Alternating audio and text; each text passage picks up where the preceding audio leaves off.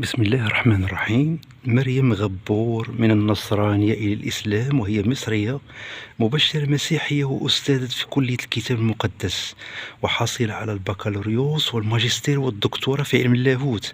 توجهت إلى الله بالدعاء وسألته أن يريها الحق حقا ويرزقها اتباعه. رأت نفسها في المنام مع النصارى، وأحدهم يقول لها: لا تفعلي فعلهم، أنت لست منهم. ولما استيقظت سألت الله أن يريها الحق حقا بشكل واضح، فرأت في منامها أن الصلبان تختفي من حولها ومن حياتها، واستيقظت على صوت الأذان في الفجر، فأيقنت أنها رسالة من الله لها لتدخل في الإسلام، فنطقت الشهادتين وبدأت تدعو الناس إلى الإسلام. لها سلسلات عديدة دعوية، منها: هؤلاء اختاروا الإسلام، والساجدون الحقيقيون.